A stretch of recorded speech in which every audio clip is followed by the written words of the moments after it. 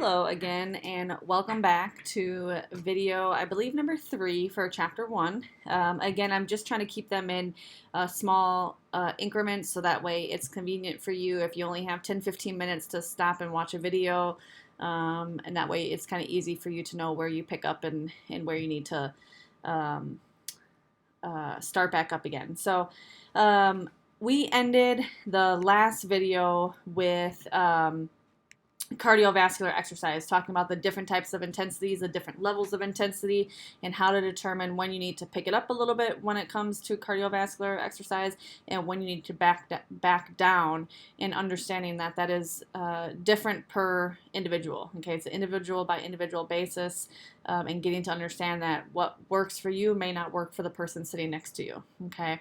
So the next type of exercise that we're going to talk about is strength training. All right, strength training is just a different form of exercise. It's something that should be incorporated. We should have a good mix of strength training and cardiovascular in your daily, or I should say your weekly routine. Okay, I am going to go back a couple of slides just to kind of refresh our memories and explain that your warm-up and your cool-down is just as important for resistance or strength training as it is your cardiovascular exercise. So the same rules for warm-up and cool-down apply when you're referring to strength training as well. Okay. The biggest thing with strength training is, if you remember in video number 1, we talked about the overload principle. Okay, the overload principle, talking about stressing our body beyond its normal means. Okay, beyond what it's used to. Okay, referring to the overload principle. That is absolutely imperative when you're talking about strength training. That is how you get stronger. That is how we define our muscles a little bit more. Every time we lift, we want to make sure we're stressing our body and stressing our muscles beyond its normal working means. Okay, so strength training is a very slow progression. We talked about the progression principle as well in video 1 or 2, where it's a gradual increase, a very small increase every single week. So you can see right here on the slide, it says increase in our weight about 10% each week. Very small increases week by week by week, making sure we're not making or taking too big of a jump just for safety precautions.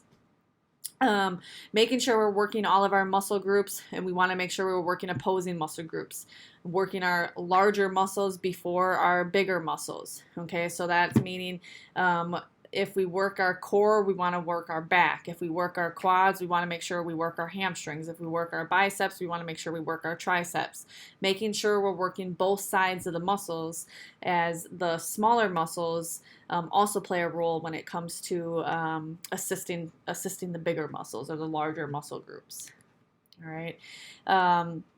The biggest thing I want to make sure I just kind of touch on is making sure we're smart when we're lifting. Okay, we always go to the gym and we always see that big gentleman walking around in the muscle t-shirts, lifting as much weight as he can, and he has the worst posture and the worst form possible. Okay, making sure that we're lifting, and when we're lifting weight that is reasonable and realistic for us. We want to make sure we're keeping that good posture, making sure our chest is out, our back or our scapula muscles are pushed in, and we're kind of sucking that belly button into our core. Making sure we're able to breathe while we're lifting, making sure our movements are nice and slow, and not jerky movements. Okay, all of those are big things that you should be looking for and making sure, and that's how you can making sure you're accomplishing that, and that's how you can determine if the weight is too heavy or if the weight is too light.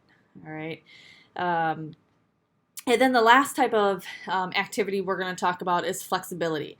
And I'm going to skip this. I'll come back to that slide. But flexibility, and you will need to know this for the exam, flexibility is the range of motion around a joint. Okay, so a lot of us just think, all right, well, flexibility we can take care of in our warm-up and cool-down when we're stretching, which is true. But it is also important, especially if we're going to get into a a regular workout routine, that we take flexibility into consideration. We want to make sure we're doing a couple days a week of where we're doing yoga or some type of stretching exercise and routine that is really focusing on the health and the well-being of the muscles and the joints. Ideally, you want to, as you can see in the frequency, ideally you want to stretch after each exercise session, which is going to give you flexibility about 5 to 7 days per week. And then on the tail end of that, or separate from that, I should say, you want to make sure that you are stretching at least one other day outside of that. So maybe it's on an off day, okay, a day where you're not going to go to the gym, you're not going to do any type of cardiovascular activity, but you're also not going to do any type of resistance training. That would be a good day to maybe get a good flexibility or stretching routine in, to just kind of keep those muscles nice and loose, taking care of the muscles.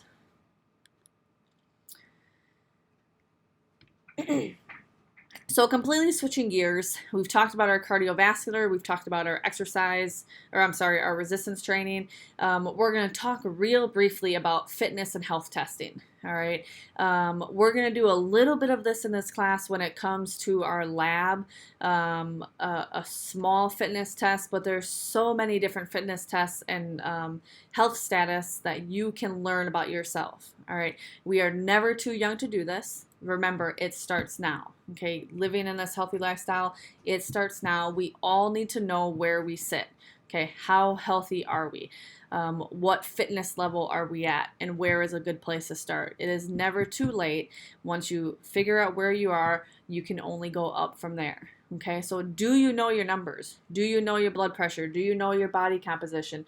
Do you know your total cholesterol? Do you know what you need to improve? Okay, in a couple of weeks, you will be tasked with going and getting your blood drawn and running a blood test, and that way all those numbers are going to come back to you. Okay, you're going to go to a clinic and get your blood pressure. You're going to know your BMI. Okay, all of those little things that could give you a good indicator of where you're at and what you can improve on.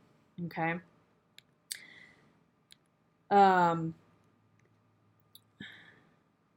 What is a good baseline? A good generalization or a good fitness test that we used to use in this class, but we've kind of got rid of it and it's no longer part of the protocol, is a pedometer program. Okay, a lot of us keep track of it on our Fitbits or on our Apple Watches. We have these apps that we use that keep track of how sedentary are we. Okay, that right there is a good fitness test.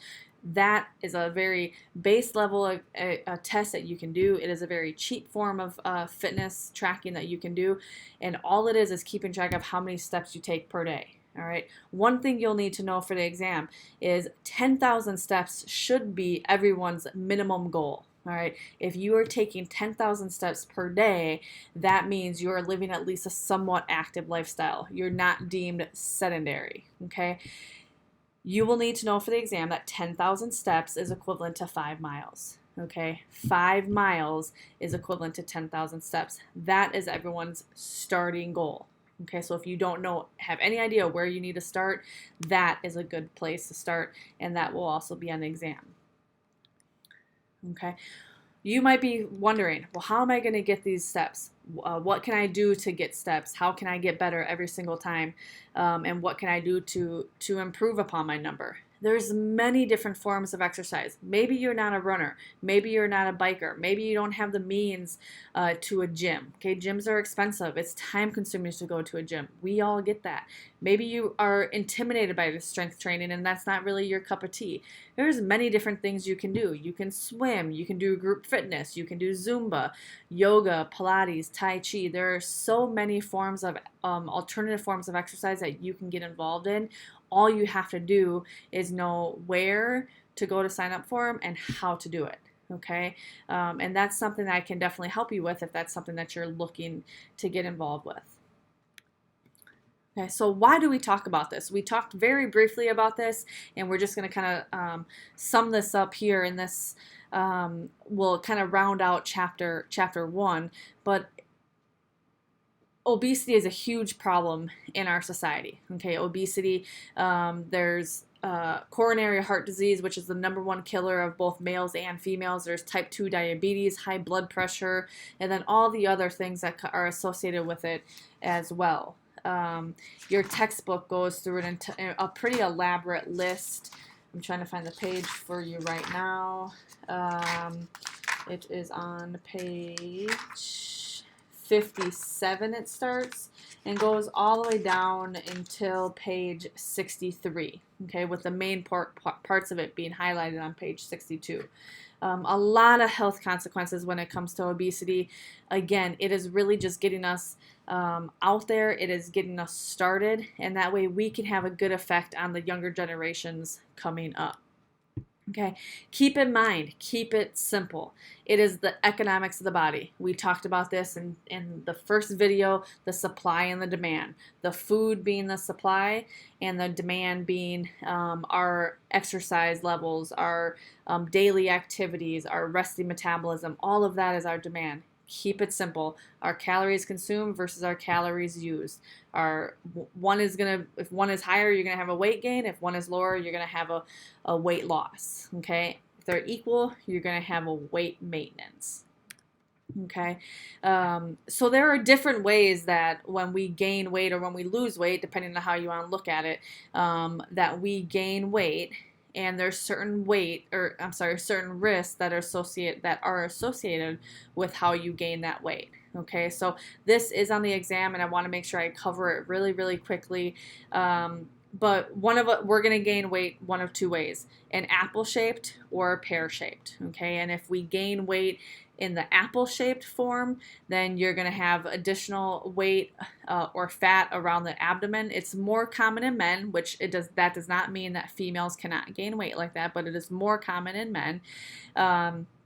And you can kind of see the increased risks that are associated with that: the type 2 diabetes, the heart disease, the high blood pressure, so on and so forth. If you tend to have the tendency to gain weight like a pear-shaped, then you're going to have more of the excess fat distributed around your hips and your buttocks. This is more common in females. Again, doesn't mean that males cannot gain like that, but more common in females. And with this, you're going to have a higher increased risk of osteoarthritis. Okay, keep in mind what our body composition is. It is the ratio between your muscle mass and our fat mass. Okay, so you take the ratio of your muscles, your bone, your organs, your other tissues and fluids, and you take that to your fat mass, which is our essential fat and our stored fat. So what can we do to help maintain our body composition? Use calories. Okay, again, remember the economics of the body, our supply versus our demand. Use calories, burn calories, increase our steps, get rid of the sedentary lifestyle to help prevent the loss of lean muscle mass and increase the good solid mass that we have on our body. Okay. And I just want to touch real briefly on our body image, okay? We want to be aware of how we feel, what we think other people, or how we feel of how we look and how other people see us and perceive us. And the one thing I want to make sure I touch on is at the very, very end of this, and it talks about not being nitpicky, okay? It talks about realizing that no one is perfect. Notice all the different shapes and sizes that we have in our society. And then I like to wrap it up with this very last point, which is the second to last bullet point on this slide, which is get a life, okay? Realizing we want to spend our time living and not obsessing, okay? We all have an image of ourselves. We want to make sure that it is a positive image, okay, and that we are happy with our image, okay? Do what we need to do to make sure we have a high self-esteem and that we are happy with our overall image, because it is important that we have a good positive self-image.